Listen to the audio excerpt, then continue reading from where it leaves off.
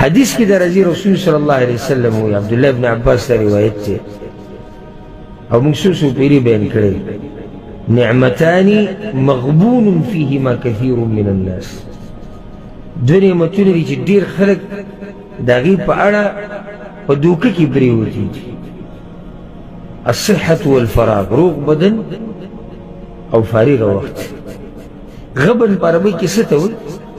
علماء التعريف دي سكي أن يشتري المرء بأغلى من الثمن المعتاد تيو سامان والي يوشي والي دا آغا ريت نزياد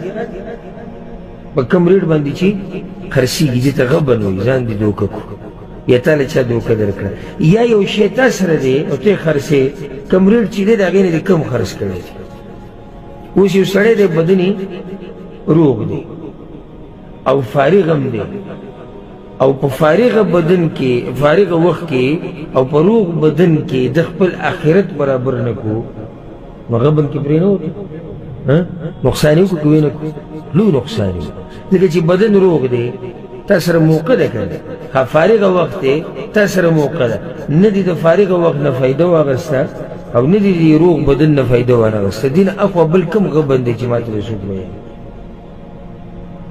او ډیرو کسانو سره چې مونږ کینو هغه دا خبره کوي ارمان چې مونږ دا کړی وی ارمان چې مونږ علم کړی وی ارمان چې مونږ دغه کار کړی وی دا کړی خو دې په غبن کې ځان اچولی و په دوکه کې اچولی دغه وخت په ده باندې راغلی و خو دې ته فایده نه ده اخیستې اوس که چا سره یي نو هغه له پکار دی چې د دې نه فایده ووایي فارغه وخت او روغ بدن ځکه چې کله داسې کېږي چې یو انسان بدن یې روغ وي فارغه نه دیسه نکی او دیسه خودی لکی لکه یو سړی دی هغه ځان رزق ګټي په دنیا پسې منډې وړې کوي اوس د بدن روغ دی مشکل څه دی فارغ وخت نشته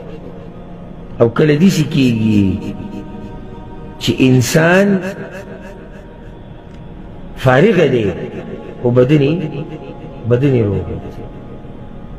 نو چې الله د روغ بدن در کړی دی او فارغ وخت در کړی دی نو د دې نه فایده واخله او ځکه حدیث کې در راځي څو پیرې مونږ بیان کړی دی امام طبراني امام بزار راوړی معاذ بن جبل رضی الله عنه مشهور روایت دی رسول صلی الله علیه وسلم وی چې د یو انسان قدمونه د قیامت په ورځ د الله د مخې نه خوځېدی نه شي چې څو پورې حتی یسأل عن 4 خصال چې د سلورو خبرو دنه تپوس نه شي عن عمره فيما افناه چې د عمر د په څه کې لګولی د تپوس اولنی تپوس ته نه کېږي دغه سلورو تپوسونو کې رسول سلم د اولنی ذکر کړی ته به څه جواب ورکړې ما به څه کې ختم کړی شو په ډوډو کې په خوراکونو کې او ښځو سره او بچو سره او عیش او عشرت کې ختم کړی ته به دې باندې کامیاب شي عن عمره فيما أفناه عمر دي بسكي ختم كر دقة عمر دي وقت وي لكن إذا خبركم توستري جاي أو كم الجري جموس التناس دي ستة محسوس كا يسوق زمان ده خبر أوري كتانا وزدا تبوسكي كتانا خبر عمر بسكي تير كر وتزان لجواب كذا نجي لشبي لاري ده كربوكي نجي لشبي وده كيدي كنا ندا سوال با ده زان نوكي چې تا د خپل ژوند په څه کې ختم کړی دی څه ژوند خو تا تېر کړی دی که نه اوس یې پورې څه نه دي تېر کړي ته اوس تېر کړي زیاته ډېر هم تېر کړی دي لږ پاتې دي یقیني هم تېر کړی دی شکي پاتې دي سوال دغه یقیني عمر چې تا کم تېر کړی په دې کې تا کومه توره والې ده هغه ته ځان له جواب دا به راته نه وی چې با پکې کور او پیسې او ښځه او بچي زه دغه خبره نه کومه زه د دین په موضوع کې لګیا یم او تا د آخرت دپاره څه کړي موضوع زما دا ده ورپسې دویم سوال چې کوم ذکر شوی دی وعن شبابه فيما ابلا او ځواني په څه کې خوري کړې ده د ځواني د حالانکه یو سړی دا ویلی شي چې د ځواني خو په دې عمر کې دننه رانله راله په دې خو د دې ځواني خاص تذکره په دې کېږي ځکه چې په ځوانۍ کې هغه څه کېږي چې هغه د عمر په بله برخه کې نه او دا به هم تاسو کې ډېرو محسوسه کړي که نه ځواني کې هغه عبادت د الله کېږي چې هغه بوډاوالي کې نه کېږي او که څوک وایي چې کېږي د هسې سینه زوري کوي خپل جهل یې راټینګ کړی یعنې دا خبره داسې واضحه ده لکه څنګه چې نور پر د ورځې ښکاري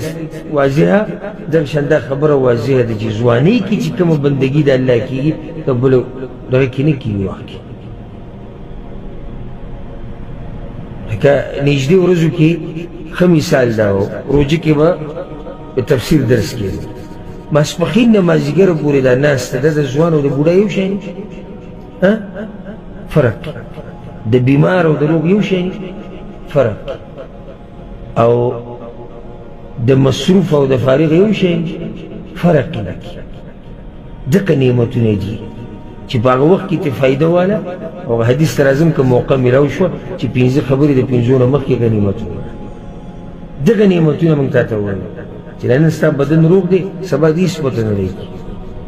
نن د سره مال شتي سبا ګوره هېڅ پته نه لګي نن د سره فارغه وخت دی سبا پته نه لګي او مؤمن دا قصې نه کوي چې زه به سبا کوم زه به بل سبا